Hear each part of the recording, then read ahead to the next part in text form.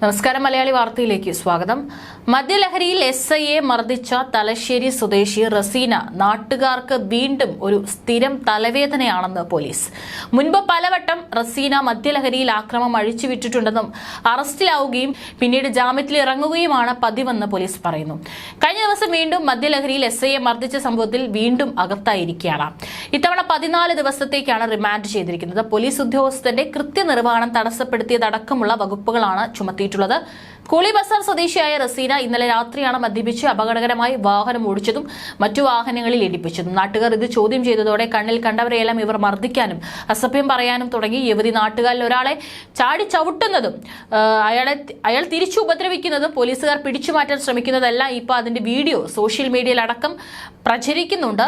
തുടർന്നാണ് SI ദീപ്തിയുടെ നേതൃത്വത്തിൽ സ്ഥലത്തെത്തിയ പോലീസ് സംഘം റസീനയെ അനുനയിപ്പിച്ച് സ്റ്റേഷനിലേക്ക് കൊണ്ടുപോയി അവിടെ നിന്നും വൈദ്യപരിശോധനയ്ക്കായി ആശുപത്രിയിൽ എത്തിക്കുന്നതിനിടെയാണ് SIയെ മർദ്ദിച്ചത്. നാട്ടുകാരുടെ പരാതിയിലും ഇവർക്കെതിരെ കേസെടുത്തിട്ടുണ്ട്.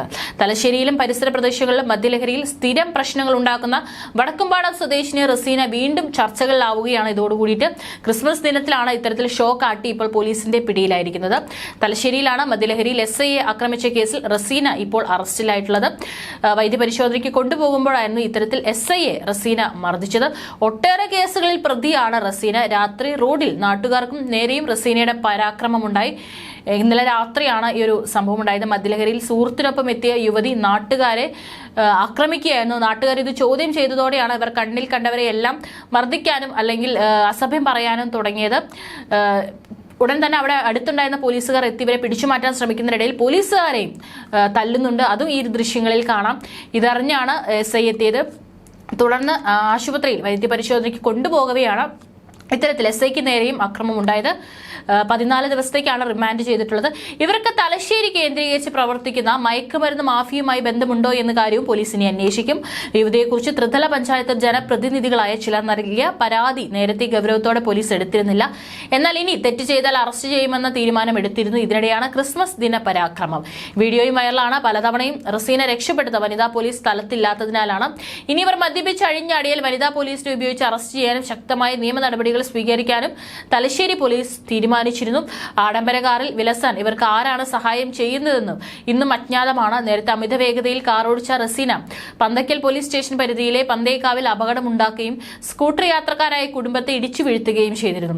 ഇത് ചോദ്യം ചെയ്ത യാത്രക്കാരായ യുവാക്കൾക്കും അന്ന് മർദ്ദനമേറ്റു. ഇതിൽ ഒരാളുടെ മൊബൈൽ ഫോൺ പിടിച്ചു വാങ്ങി റോഡിലെറിഞ്ഞ് തകർക്കുകയും ചെയ്തു. ഇതിനുശേഷം കതിരൂർ പോലീസ് സ്റ്റേഷൻ പരിധിയിലും ഇതിന് സമാനമായ ആക്രമണം ഇവർ ആവർത്തിച്ചു. പിന്നീട് തലശ്ശേരി നഗരത്തിലെ സ്വകാര്യ ആശുപത്രിയിൽ രാത്രിയിൽ തനിക്ക് നെഞ്ചുവേദനയാണെന്ന് പറഞ്ഞ് അത്യാഹിത വിഭാഗത്തിൽ കയറി വന്നായിരുന്നു ഇവർ വിളയാട്ടം നടത്തിയത്. ചികിത്സ തേടിയെത്തിയ യുവതി എന്നാൽ പരിശോധിക്കാൻ സന്നദ്ധയാവാതെ ആശുപത്രി ജീവനക്കാരെ അസഭ്യം പറയുകയും കയ്യേറ്റം ചെയ്യാൻ ശ്രമിക്കുകയുമായിരുന്നു. ഇത് ചോദ്യം ചെയ്ത രോഗിയുടെ കൂട്ടിരിപ്പുകാരനെ പൊതിരെ തല്ലുകയും ചെയ്തു. തലശ്ശേരിയിലും ന്യൂമാഹിയിലും മദ്യലഹരിയിൽ റസീന ഉണ്ടാക്കുന്ന കലാപങ്ങൾ സോഷ്യൽ മീഡിയയിൽ വൈറലായതിനെ തുടർന്ന് ഉന്നത പോലീസ് ഉദ്യോഗസ്ഥർ ഇക്കാര്യം ശ്രദ്ധിക്കുകയും കർശന നടപടിയെടുക്കാൻ തലശ്ശേരി ടൗൺ പോലീസിനോട് ആവശ്യപ്പെടുകയും ചെയ്തിരുന്നു. ഇതിന്റെ ഭാഗമായാണ് റസീനയ്ക്കെതിരെ പോലീസ് നടപടി തുടങ്ങിയത്. ഇവർ ബലമായി പിടിച്ചുവെച്ചെന്ന രക്ഷിതാക്കൾ പരാതിപ്പെട്ട സമ്പന്ന കുടുംബത്തിലെ യുവാവിനെ പോലീസ് റസീനയുടെ നിയന്ത്രണത്തിൽ നിന്ന് വിമുക്തനാക്കിയതും ചർച്ചയായിരുന്നു.